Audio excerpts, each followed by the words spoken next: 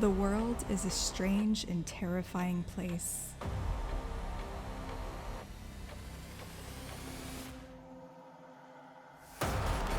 Out in the wild, anything can happen.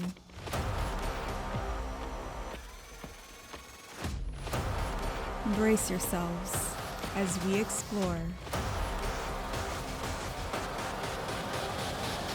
the strange wilderness.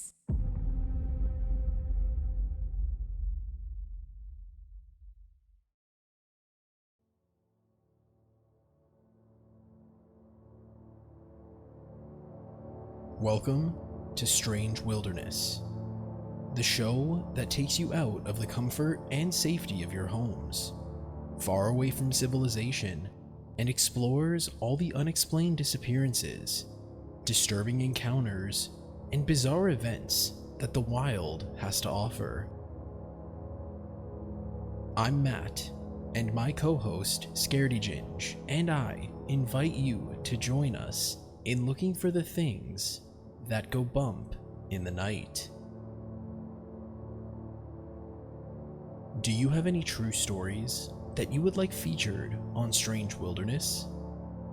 If so, send a message to @StrangeWPod on Twitter or in an email to strangewildernesspod@gmail.com.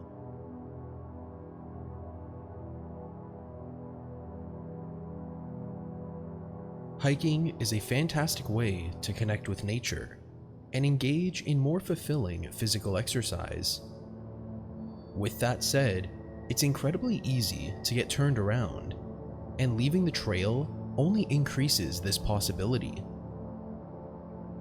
Hikers can go missing and may never be seen or heard from again, succumbing to one of the many threats that hides within the beauty of the natural world. Anything from a nasty fall, to exposure to the elements, to an unfortunate brush with an animal that sees you as an afternoon snack. The dangers of the wild are very real and very frightening. And in this tale from user Lepus Americanus, a hiker goes missing for one of the previously mentioned reasons, and a search and rescue operation dispatched to locate them encounters something both unexplainable and tragic. Have you found the missing hiker?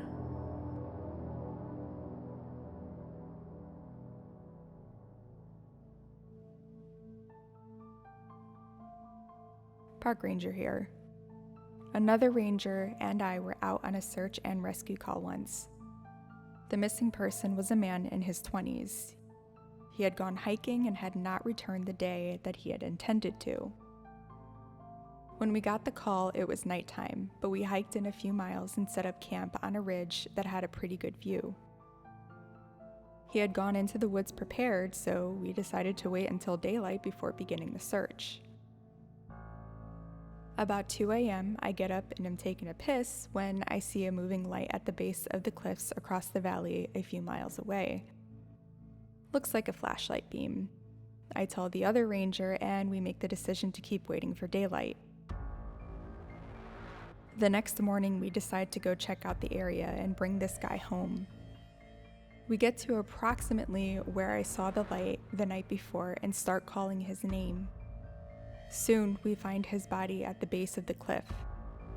He had fallen 60 feet onto his head. The body was badly mangled.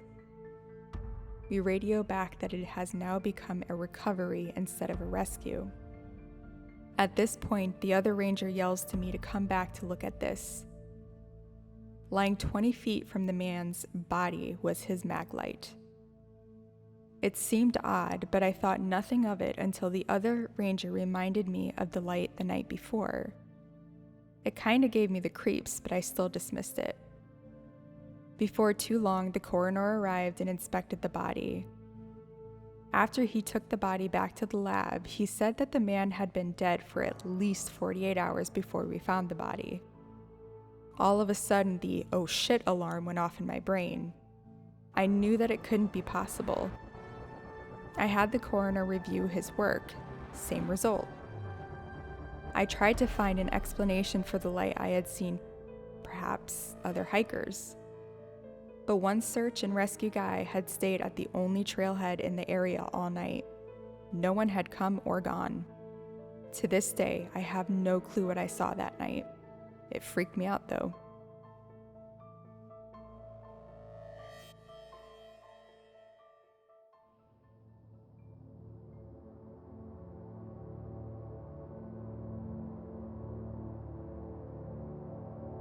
All right, so this story is a bit crazy to me because I don't know if it's this particular story that I know about or if there's just been a couple that I've heard about that are like this. If you ever go on r/no sleep, there are the search and rescue stories that are put up there by a park ranger, and there's all sorts of crazy stuff in that, and then or I should say search and rescue people, and then there's other stories and everything, and then as a hiker you hear a lot of weird things, and so one of the things that kind of got to me with this one is knowing that he went out there prepared means that he probably was a hiker that knew what he was doing, and getting to where he was, 60 feet, that's a long way to fall. And of course, at any point, something could go wrong. There are some crazy places on mountains in this world that, if you take a wrong step, you're dead. You know what I mean? But it's really odd the way that it happens. Why was the mag light moving? It shouldn't have been, especially because if you're falling 60 feet and you land directly on your head, and saying that his body was badly mangled, I would like to believe he was probably paralyzed in that fall, especially with landing on his head. I'm sure his C-spine and his spinal cord was more than likely severed, so I doubt he was able to move. And unless the mag light was just randomly rolling back and forth, I don't know. I'm almost curious as to if it wasn't his flashlight at all, because you hear stories, not even necessarily in the woods, but of, some sort of ghost or extra, or some sort of paranormal critter, and they usually manifest as orbs or balls of light or just very luminescent beings. And so I'm almost curious as to if we are to look at the more paranormal side of this, that based on the fact that he had died 2 days prior to finding him, then it could entirely stand to reason that that could have been the dude's spirit or something that just could not pass on until they had found his body to provide closure to his family and whatever. And so that's the light that was moving around.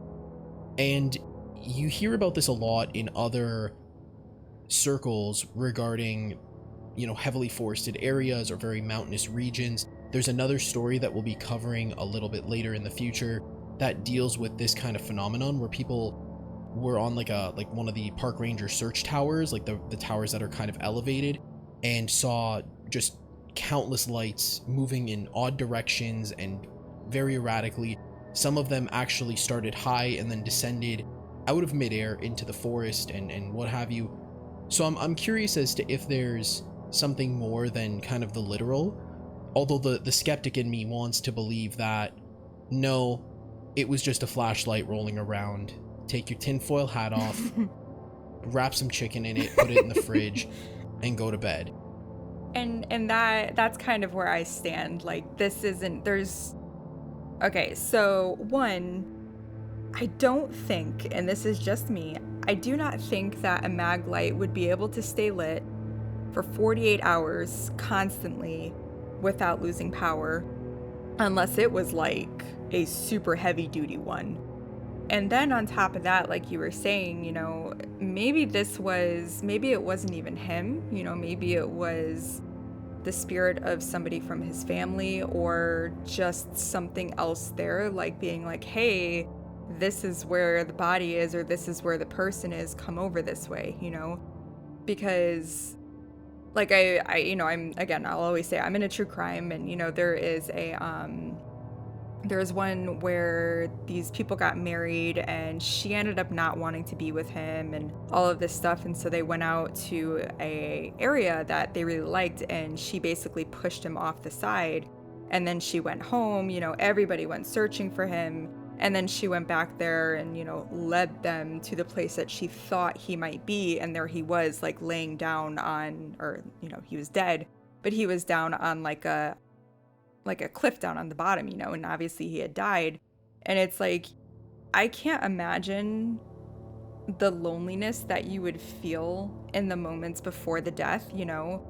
And so, like, I'm a big believer in energies and, you know, your emotions bringing on those energies. And so it's like, I almost wonder in that 60-foot fall, while maybe he was tumbling on rocks and stuff like that, if he had just pushed out so much of the worry and loneliness and everything, that maybe he kind of brought on something to be like, nobody's ever going to be able to find me. Like, I am literally in the middle of nowhere. And he was knowing this, that he was probably never going to be found. And so maybe it was like some sort of thing that he had kind of not conjured up, but just kind of brought forth, or something noticed that he was there and out of place and wanted to help, like you said, get the rescuers over to him or something, because they probably, like I said, they would have never found him. I mean, falling 60 feet down, I don't even know, because there's been times where people have gone missing and they've fallen down very, very far, and people searching for days hadn't seen them, and then randomly somebody just happens to see like something shiny or something like that flicker in the sun or something, and then it's like, oh, there they are, you know. And 60 feet is a very long drop, and so there's probably like rocks and stuff covering it and all that. So it's like, I mean, I'm very happy that they found him, but it really does make me wonder, like, was it something? Was it somebody? Was it otherworldly? Was it, like you said, a spirit? It's an orb, you know, like something obviously wanted to get their attention to let them know that he was there. Okay, so I think I know the story you're telling me about, or you're talking about, because I watched a YouTuber, I think her name is Kendall Ray, cover it. And it was about the recently wedded couple, and the woman pushed the guy off a cliff, and then, you know, shenanigans ensue. Mm-hmm. But beyond that, I'm gonna totally make light of this very serious situation, so forgive me, but I almost kind of imagine too, like, if you play the game Phasmophobia, you can manipulate stuff after you're dead. You know, like, one of the running jokes is you'll bring like a teddy bear or like a cup or a shoe onto the van, so that when people are ready to go, if you're not directly talking to them through like Discord, you're just using in-game chat, you then throw the shoe at them and they go, oh, okay, cool, Matt's here, we can leave. So I almost wonder if he was just like picking up and dropping the flashlight just to see if it'll get someone's attention. I mean, it could be, like, because obviously there's no proof, you know, like, there is proof, but there's no proof. We don't know, you know, there's poltergeist, there's all that kind of stuff, but like, you know, like me, I love the show Supernatural, and so, you know, there you always see, like, it takes a lot of energy for a spirit to be able to move something if it can happen. And so maybe that's why it took so long for it to happen, because it was literally him just like, okay, I can do this, I just need to move this just a little bit so they can see me. Now, one thing that wasn't included in the story, and if I were able to ask this user a couple of questions, I guess the first that I would say is, you know, obviously the body was mangled from the fall, but did it look like it was just fall damage, you know, scraping up against rocks, debris, whatever? Or was there any sort of like scavenger activity that could have been involved, you know, like did a wolf or something come across, or some sort of scavenger, and start picking at the body? Because again, looking at the kind of more paranormal, supernatural side of things, my brain kind of leads me to believe that maybe the person passed away, obviously through the fall, because the coroner said it was from the impact, but passed away with the flashlight in his hand, and then some like massive creature, you know, like a werewolf almost, or like a bigfoot or something, came and basically just ragdolled the guy a little bit, and that's what led to the flashlight kind of zipping around. And then the force of it just zips the flashlight 20 feet away from him or whatever it was, and because he's already deceased, it's kind of just like, oh well, he doesn't want to play, and then they just leave. This is so horrible, and I should not be laughing at it, but I'm imagining just a Bigfoot coming out of nowhere and just being like, wee, here's a body, I'm gonna throw it around. Like, I'm really sorry. Like what Hulk does to Loki in Avengers. Oh god, I'm gonna go to hell. Ugh. We're already there. It's 2021. You're right. But, like, to be completely serious about this, like, I am almost curious as to if there was, you know, like defensive wounds or scratch marks or something like that, or something to indicate that he may have been attacked prior to him falling. It could have led to his fall in the first place. And then beyond that, you know, it could have been kind of just finishing the job, if you will, when it went down and attacked the guy again, not knowing that he was already, you know, deceased from the fall. And he may have had the flashlight in his hand at that point and was just flinging it around in the air, and that's potentially what they could have seen. It's too hard to tell, and I would ask those questions, because like I would more or less just say, hey, did it look like he was attacked prior to the fall? Or even after the fall? Like, did he have wear and tear that did not fit the I just fell off a cliff kind of standard wear and tear? And if the answer is yes, then my immediate theory would point to, okay, he probably was attacked just before he fell. That's what led to the fall. It doesn't necessarily explain the lights. It could, because again, Hulk and Loki kind of mannerisms, but at the very least, it would kind of explain how the person fell. And I understand, like, people fall off cliffs, but it could also explain, it could kind of tie everything together with a bow, because you hear stories about, you know, there's stories, earlier stories from the 1900s, even into the 1960s, of people not necessarily being attacked by Bigfoot, but basically being ragdolled by them. Like, one of them was a guy who was sleeping in the woods, and the Bigfoot basically picked his sleeping bag up like a suitcase and carried him to a cave.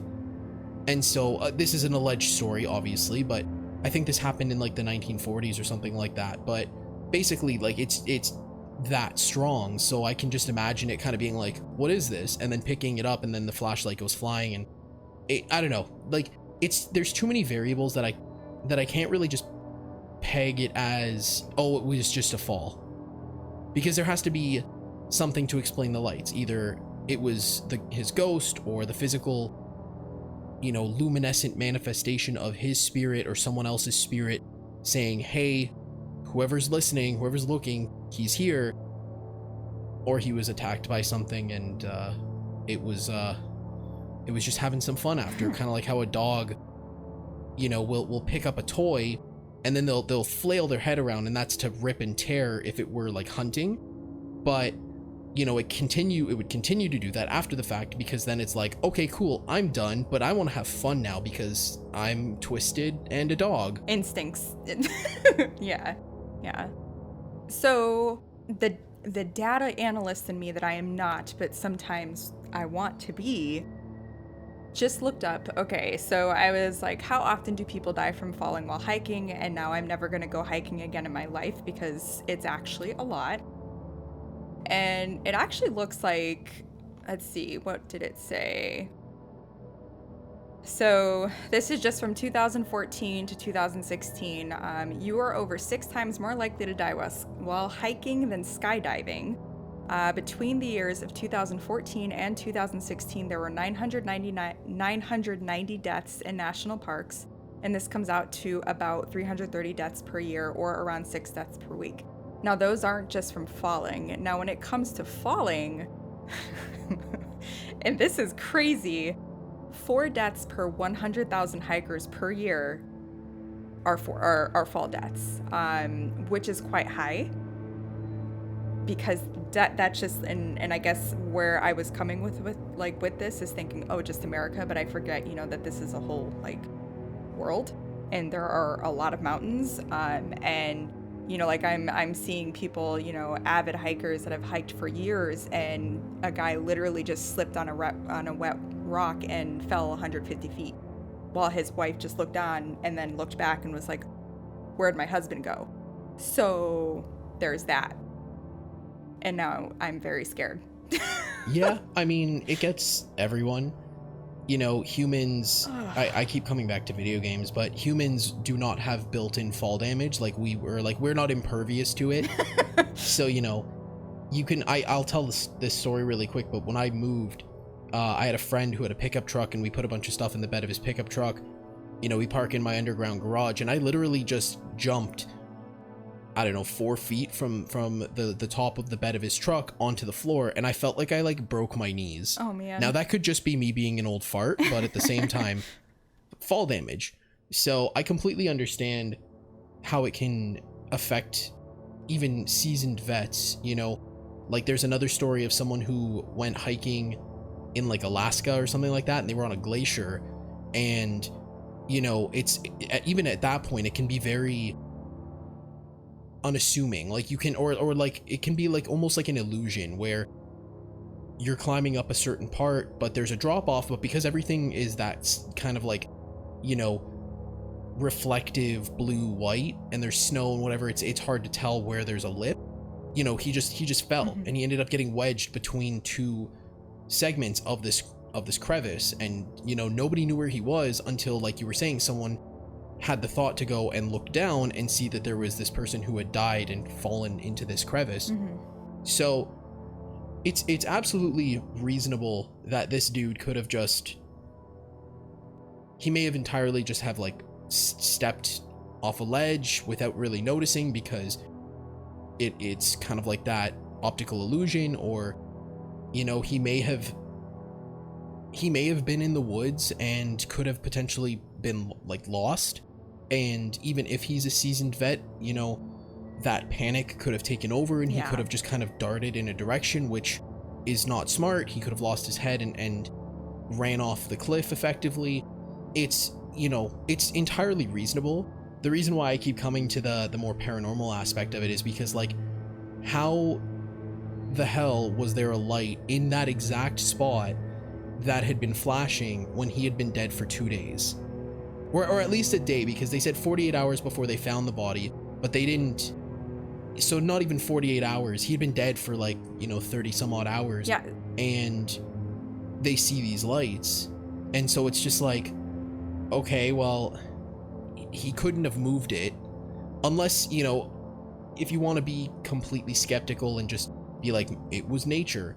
You could say maybe scavengers came through and were investigating and picked up the flashlight and kind of moved around a bit and then put it back down. And I don't know, like, it could, I guess it's possible in theory, but it's like you said, nature doesn't move in straight lines. And so it leads me to be a little more skeptical that it's something that can be completely just rationally explained, because the pieces fit too well together, because he was in that spot in that exact moment when he saw the lights.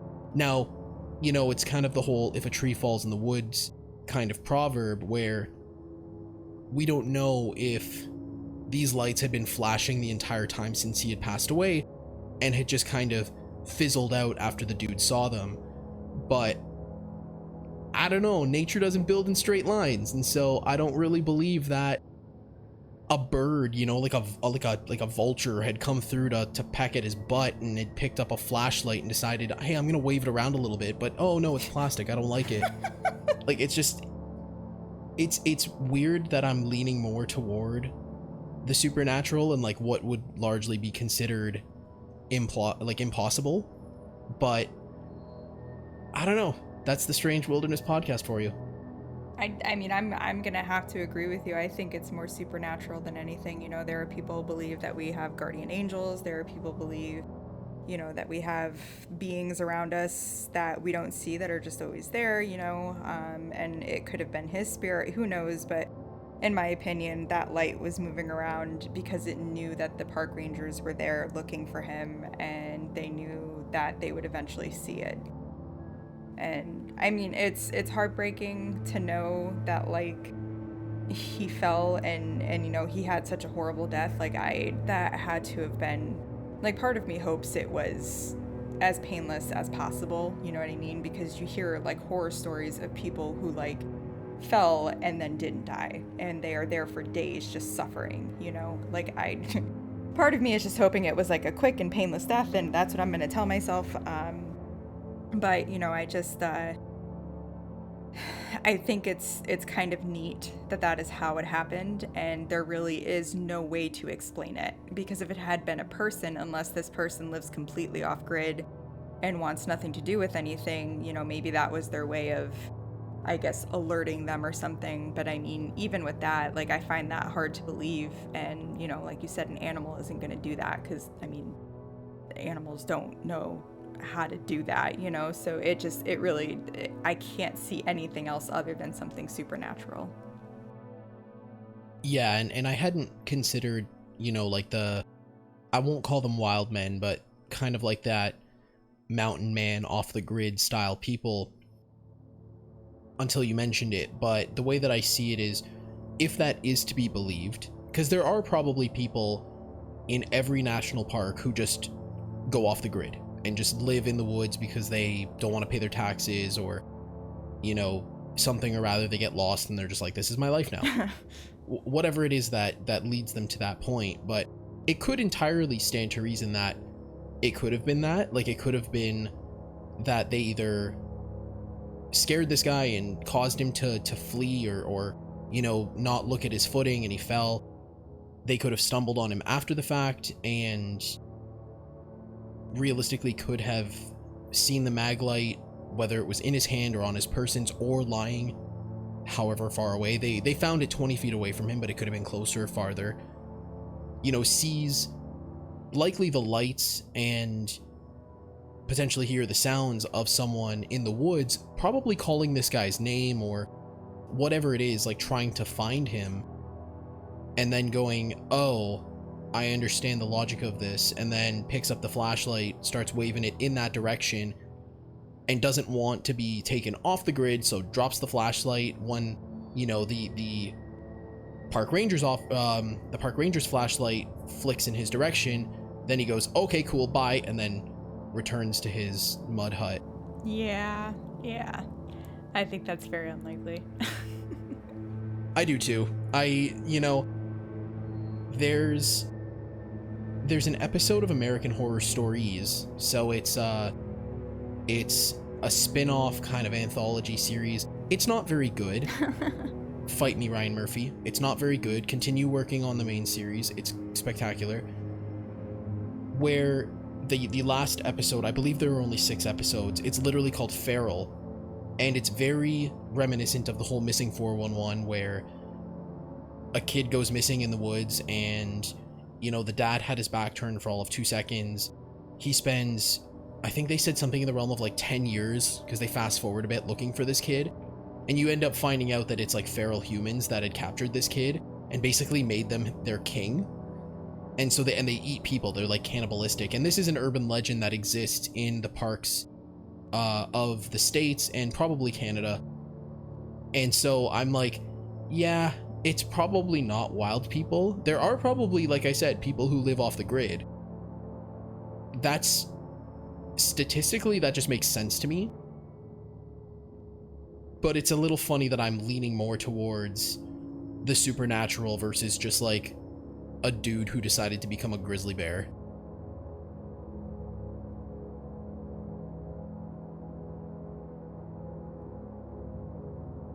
Every year, hundreds of people go missing under bizarre and frankly terrifying circumstances in national parks throughout North America.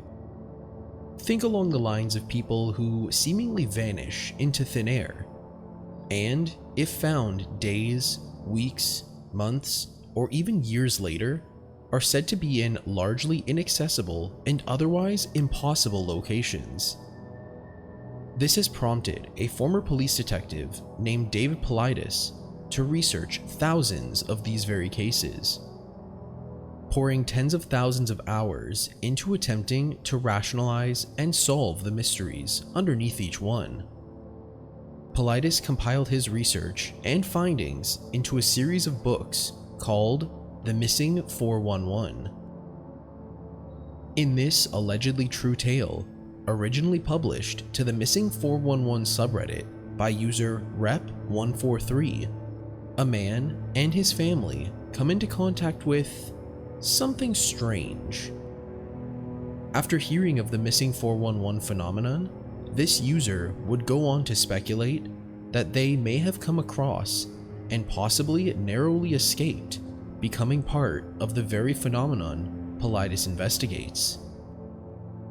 How would you react if you were protecting your family and came across Tripwire?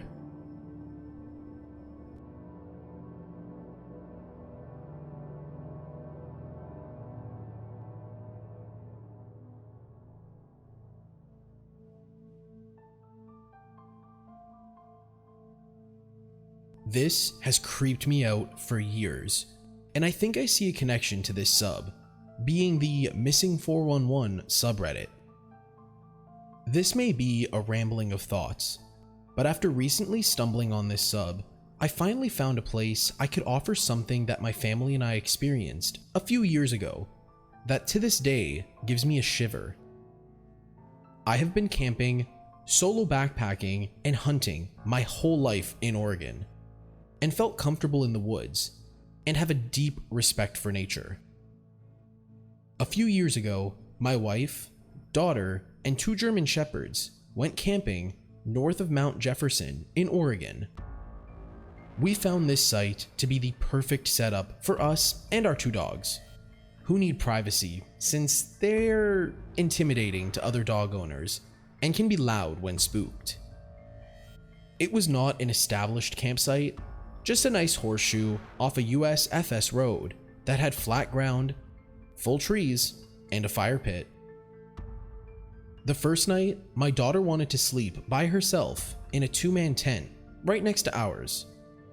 It was maybe 2 feet away from me and my wife's tent.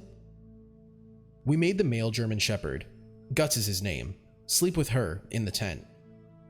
That whole first night, neither my wife and I could sleep. We both heard footsteps, and they were heavy, not like typical forest critters scampering around in the night. I was well armed because I was paranoid from recently reading before departing about a dad in California who was shot and killed in a tent next to his 2 infant daughters. Needless to say, both my wife and I had 2 pistols as well as my rifle with me. The dogs are great at detection, and that is why I felt my daughter could sleep alone, because Guts is completely fearless, and nothing would lay a hand on her without a battle to the death. All in all, nothing but bad vibes and loud footsteps occurred that night, which I ultimately decided was deer or maybe some elk. Day 2. We go for a walk down the road, and maybe 300 feet away, we see the circular area.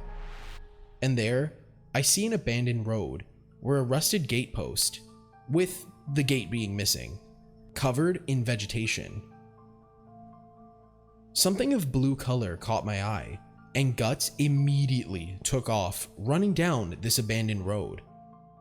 My heart began to race because I thought it's another family camping just like us, and he was going to get himself shot or scare some innocent people to death. So I chased after him as fast I could, and the rest followed. He stops 20 feet into the road with me yelling his name, but I have covered just enough distance to see that there is nobody there, and something is off about the site.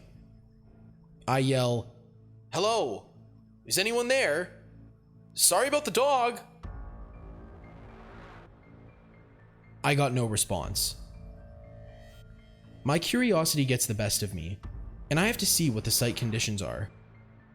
As I got closer, I knew something was wrong.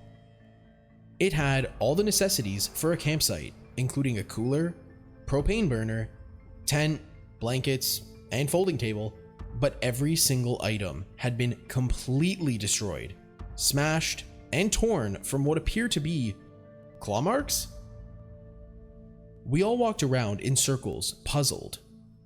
Why would anyone leave all their camping gear behind, including an expensive REI tent? I figured someone left in a hurry and animals got to the rest, as the only logical explanation.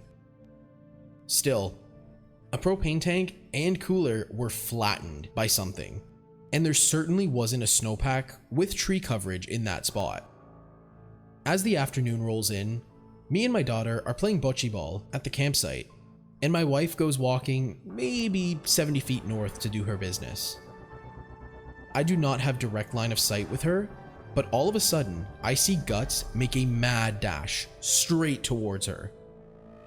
Normally, he would always be with me unless he was called over, and she didn't call for him. His speed and focus caught my attention, and I knew something weird was happening. So I ran over there and saw my wife start jogging at me, so I immediately drew my pistol. Guts had completely continued running into the forest for about another 100 feet before I called him, and he finally stopped. My other dog, Leah, who never misses an opportunity to be the pack leader, is not taking point. I have had her for 7 years now, and this was the first time in her life she refused to leave my daughter's side.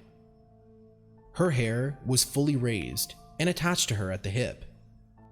Again, anytime we hike or play, Leah is up front bossing everything in her path, and pauses to look to see where we are before continuing.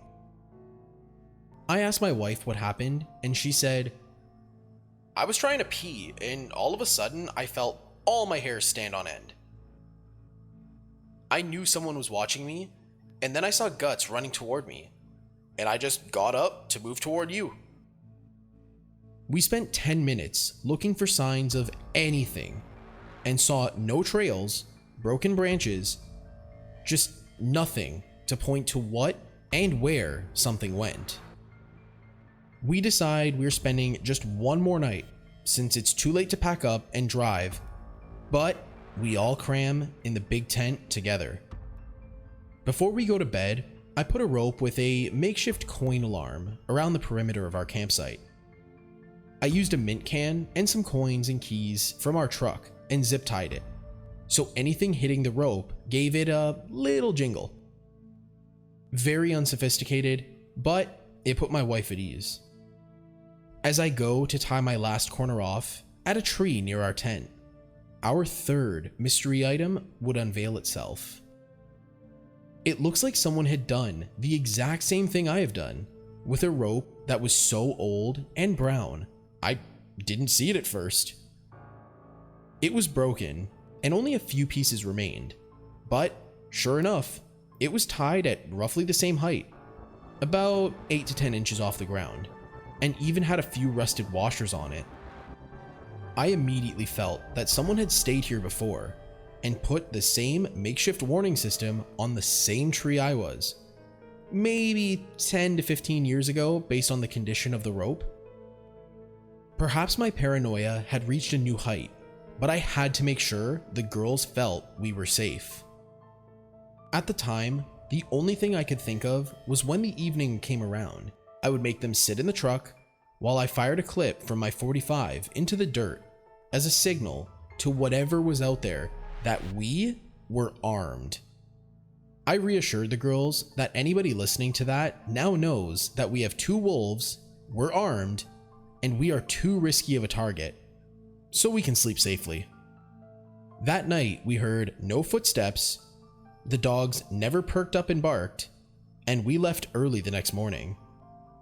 Fast forward to today, I watched the Amazon Missing 411 documentary, and I noticed the cluster smack dab close to where we camped that weekend, and a flood of dread rushed over me as I thought of that mysterious, abandoned campsite with the ripped tent and smashed cooler and cooktop.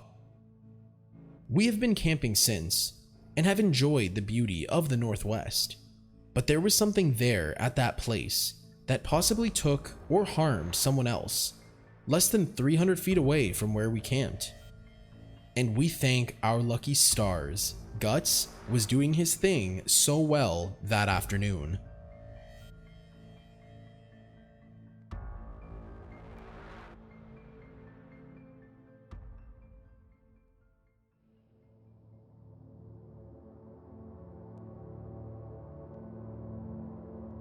So, thank you, Missing 411 subreddit, but this story weirds me out for a few reasons. I have been out with my friends and their dogs, and a lot of them are larger pit bulls or German shepherds, otherwise very friendly dogs, but they don't mess around. And I've had experiences where they've taken off and kind of just park themselves in a certain area and just scream into the void. And that's exactly what the dog does the second day. He charges past the wife and is in the trees, snarling, doing whatever he's doing. He's ready to fight. And then you find nothing, because we did the same thing. Found nothing. Scared the hell out of me. So that weirds me out. The second thing is not necessarily an inconsistency, but it's two characteristics that you don't normally associate with each other. So they find this campsite. They find the tent completely just in pieces. Apparently it has claw marks. Yeah. So that's the first thing. Your thought might go to a dog man or a werewolf or something large that has claws that can shred like a Mylar tent easily. The second thing is the crushed and or flattened cooler, which you could argue, okay, it's plastic, even if it's a hard plastic, whatever. But a propane tank that is not plastic is completely flattened. And there's no trees, there's nothing that can apply that much force or weight to the top of the propane tank to crush it. Normally you wouldn't associate that with something like a werewolf. I don't normally hear stories where they got superhuman strength and they're bending trees pixie sticks, but my mind goes to Bigfoot. And so I'm kind of thinking do Bigfoot, big feet, Bigfoots, do they have claws or just really sharp nails? I mean, I guess it's possible. Yeah. But I almost think that, yeah, there's an inconsistency, and it weirds me out because I'm kind of I can't pinpoint what supernatural creature probably did this. So one, I mean, a propane tank is, you can't smash that, especially if it's full, that is going to take some force, and having it be completely flattened, that's creepy to me. And so when you talked about the dog kind of running into the woods and stuff, it brought back one of the stories that I had read on No Sleep from the search and rescue one, where I don't remember if it was the guy or if it was just somebody that he knew, but he was out at night just kind of in the wilderness with his dog, just kind of chilling and being alone and everything, and they were hearing sounds around them, and everything was fine, and then all of a sudden the dog just took off into the woods barking, and all of a sudden the dog just went silent. And I believe he had a bell on so he could hear them, and there was nothing. And so it was just a few minutes, he got up, he went looking, couldn't find, and then all of a sudden the dog just came out and it didn't have its collar on. And so it's I don't know what it is about the woods and what it is about camping and what it is about being out there alone and this missing 411 stuff and everything, but whatever these things are that are out there, they love to mess with animals. And then also having, obviously, humans there is just, just a nice little addition. But, the one thing for me is whenever I would go camping, I would never stray too far from the campsite unless I was with somebody else. Even to go to the bathroom, I would still stay very close, because you never know, there could be a bear, there could be a mountain lion or something like that. I want to be able to stay in line of sight type of stuff. And for her to feel, because our bodies, we are attuned, we have that fight or flight, it's always there, it's in the back of our, we know when something is not right. And I couldn't imagine being at that point when obviously in one of your most vulnerable like positions and everything like that, having that happen. And obviously, like we said, the dog knew something was up. And for me, that honestly is the scariest of it. Yeah, and you know, the fact that he found this campsite completely just abandoned, like there was equipment there, and this dude has been camping his whole life, and so he knows what's expensive, what's, you know, Wish brand. And so he sees this stuff and he's going, this is expensive stuff, like what's the deal? They, you know, and my mind points to one of two directions. Realistically, it kind of forks, where on the one side it could be kind of like those horror movies you watch where, you know, like a family is living in a haunted house and they just up and dip in the middle of the night, leaving all their stuff just because it's easier to cut your losses than to lose your life to a ghost. Yep.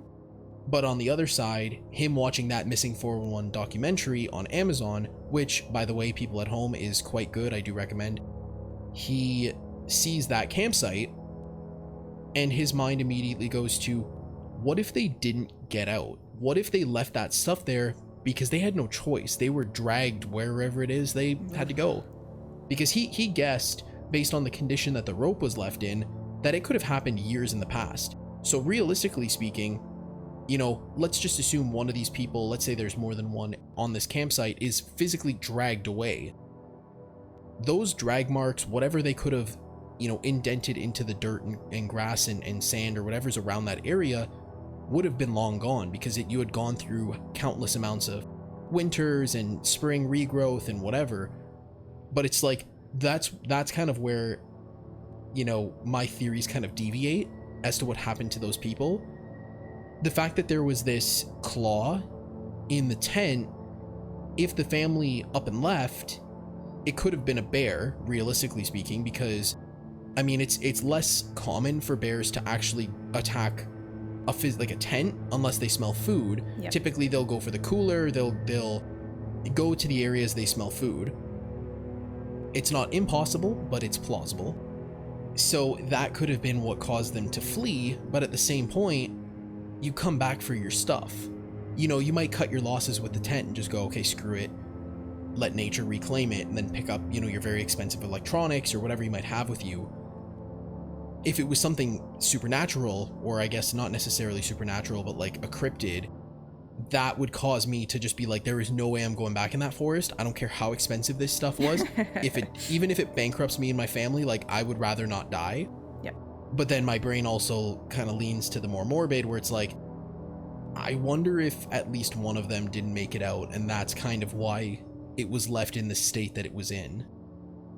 That's kind of what I'm thinking, because like when I go hiking and such, you know, I bring a lot of stuff with me, and I mean it's like life-saving stuff, you know. So like if I was to go missing or something like that, and you would do the same thing with camping, you want to have enough food and water and all that kind of stuff, so that way if something was to happen, you're not stranded, or I mean you are stranded, but you're not left there without a way to kind of protect yourself.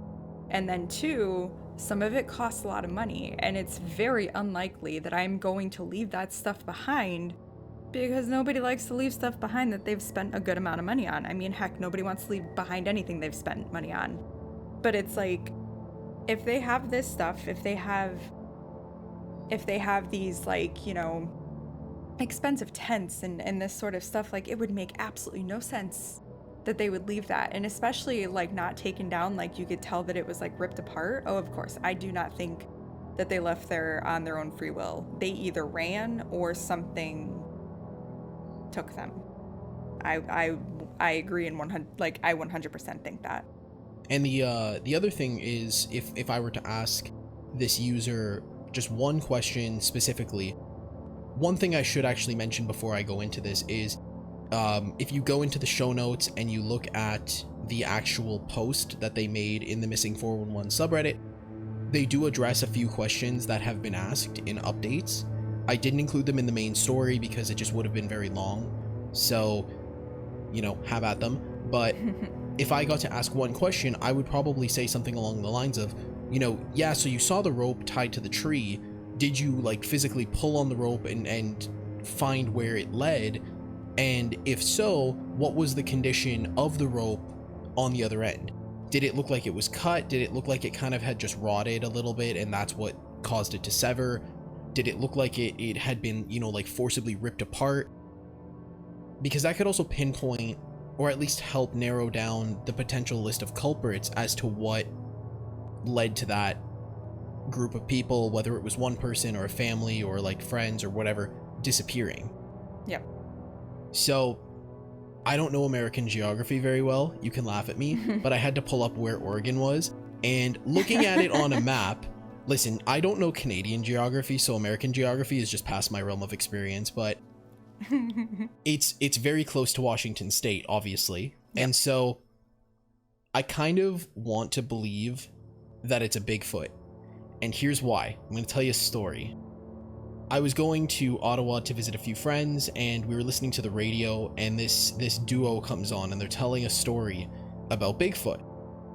It's not what you think, but basically, it's the most credible Bigfoot story I've ever heard for one reason, and I'll explain it, obviously, as I tell the story. But basically, this hiker was in Washington State, and he's walking through some forest. He's doing his thing, he's enjoying nature, smelling the leaves and whatever, when he comes across what he described as two mature Bigfoot cryptids having a bar brawl with each other.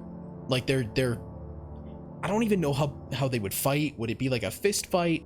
Are they trying to enter themselves into the Olympics for wrestling? Do they use weapons? Like, I really don't know. Like, do Bigfoots engage in siege warfare? Who knows? But they're fighting, and it's really aggressive.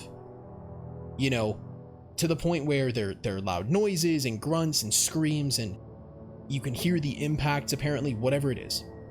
So this guy gets so scared that not only does he run away, but he pees his pants. I mean, can you blame him? That's why it's the most credible Bigfoot story to me, because you don't go in the woods and just pee your pants. Oh my god. And he wasn't like drunk or anything like that. Like, he was of sound mind as far as we know. As far as we know, he was completely like stone cold sober. Okay. And so it's like, if you have a tripod, if you understand what I'm getting at with this, and you're in the middle of the woods, like, nature is your toilet. It's true. That's true. You can literally just go up to a tree and mark it as your own, and that's your tree forever. But so he didn't choose to do that. Yeah. So I'm assuming that he had to go and may have been looking for a spot to go when he found these cryptids, but he pees his pants. He was that scared, so take that as you will. You can yell at us and just be like, nah, that's fake. He peed his pants. Listen, if I was out in the woods, I mean, even if it was like two moose, mooses plural, right? Like, even if there were two moose fighting each other, I would probably get scared. Imagine seeing two, I like how you said big feet, because it's like, would it be Bigfoots or big feet? I don't know. But imagine seeing two of those, like, fighting each other. Like, you would probably just be there in fear, like an ice cube, just like, what do I do? And I doubt your bladder would be able to control itself, because what if they see you and they start running after you? You can't do anything, because now they're not focusing on each other, they're focusing on you. And now you're gonna have two things coming to heck you up, and that's a lot. That's a lot to take in as a human. Maybe it was just like a Bigfoot mob hit, and it was poorly executed. It led to a fist fight, and then they kind of glanced over and saw him, and they go, no witnesses, and that's when the guy decided to run away and pee his pants. But you're right, there are a lot of people out there, myself included, who will listen to certain stories and say, okay, that's obviously a hoax, or that's obviously fake, because it's easy to just go to the news and say, I saw a Bigfoot, and it snapped a tree in half over its knee, like Bane did to Batman, and it was a redwood tree, and so I ran for my life. Like, it's very easy to concoct these kinds of stories, it applies to pretty much any supernatural, paranormal, extraterrestrial, cryptid kind of phenomenon. Yep. It's so easy. And that's why there are so many that, you know, just kind of fall through the cracks when they are more credible, but it's because they're the crazies or the fame seekers or the people who want their 15 minutes that concoct these elaborate hoaxes. So you can argue maybe he just walked into the woods and pissed his pants and then walked out. But even then, it's like, you're gonna be uncomfortable, you're gonna be cold, you're gonna have to wash and probably rewash your clothes, because not only does it smell like, you know, campfire and nature and animal, but now it smells like asparagus in your piss. So it's just like, it's dedication. It's a lot of dedication to like come up with something that is going to be in the news for like less than 7 hours. Yeah, I don't, it's, yeah. Oh man. I would love to see a Bigfoot. I would love to be that person. I mentioned this when we were talking about aliens a while back, but I think for me specifically, and I feel like a lot of people would agree with me on this, is that the people who want to believe, you know, like the X-Files type people who want to believe in aliens and, you know, a Bigfoot and a Loch Ness monster and whatever, want to see them. You know, I would love for disclosure to happen, and for, you know, the UN to basically just cart out a gray to speak whatever language in front of the UN. Oh, man. I don't even have cable, and I would get cable to watch that. Well, I mean, they're meeting, I think they're like in meeting right now, so it could happen. I mean, there's so much stuff going on right now. Like, after the year and a half to, it's almost been 2 years now. Like, I literally would not put it past anything. Like, it could happen. Well, I mean, BTS did just perform at the UN, so maybe they're the aliens. But yeah, the way that I see it is it applies to cryptids as well as ghosts, as well as aliens, whatever. The average person will probably have a very averse, very scared, shocked, whatever buzzword kind of initial reaction, and that would probably be me. You know, if I'm walking through the woods and I see something that's not necessarily like perplexing, like a set of stairs or like an orb, but if I saw like a dude without a face or like a Bigfoot or something like that, my initial reaction would probably not be curiosity. I would probably want to get as far away from it as I can to a safe distance, and then I would pull out a camera and another camera and a third camera. I would basically be the paparazzi, and I would be directing them all just to where I saw it to try and get some sort of tangible, you know, sort of evidence before very quickly, with clean pants, making my way back to my car. I mean, at least you have clean pants. Exactly, yeah. I would not need to wear yellow pants that day. But then, you know, once the Band-Aid has been ripped off, I feel like on subsequent viewings, if they were to start showing up more and more, I probably wouldn't be as freaked out, especially if it happens frequently. Because then at that point, you're kind of like, oh, they've chosen me. Like, all right, cool. Hey, how's it going? It's like Harry and the Hendersons, you know, like, what's up? But, you know, so I can't necessarily blame this dude. You know, he wet himself. Adult diapers exist, so the next time you want to go hiking, I mean, I'm not saying anything, but nudge, nudge. Yeah. But, yeah, I at least with regards to this story, kind of circling back, like, I do think that it probably was something more akin to like a Bigfoot or something like that, because it's like you mentioned with the whole paranormal thing, like, it requires an intense amount of energy to be able to manipulate objects.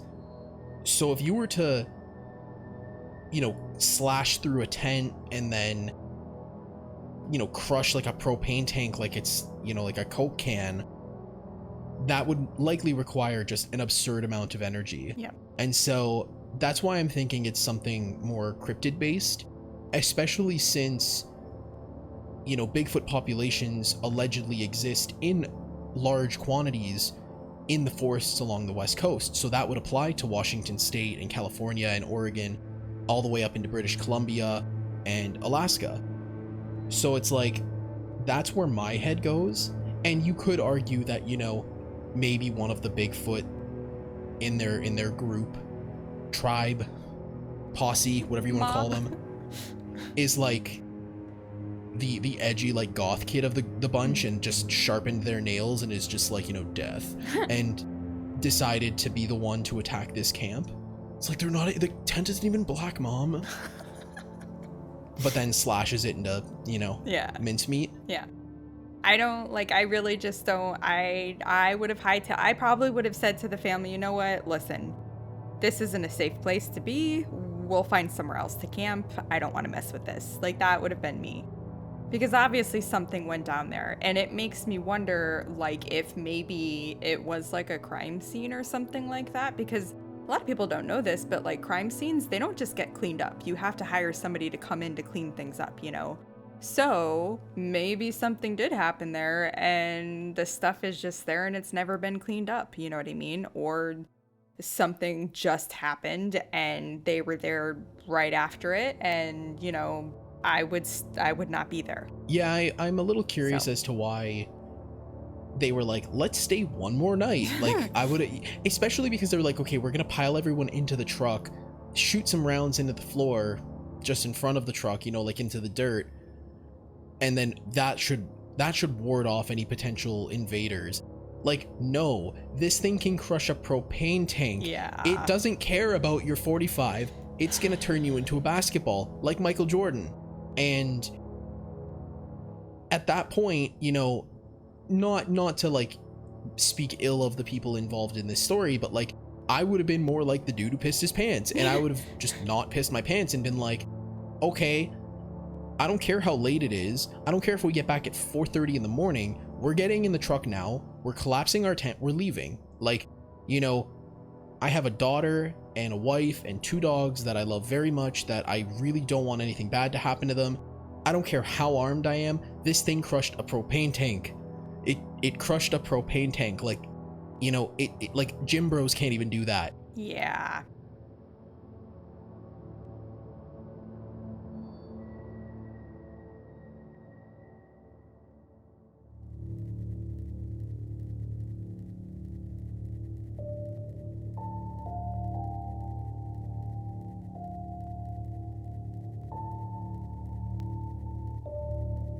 Away from civilization,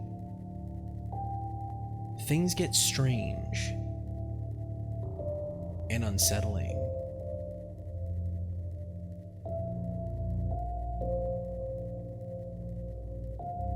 Be sure to follow us on Twitter, Instagram, YouTube, and TikTok to get the full, immersive, strange wilderness experience.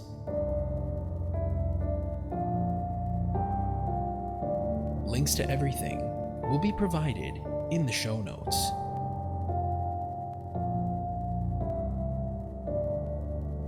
Thank you for listening, and stay safe. Because as you know, it can get wild out there.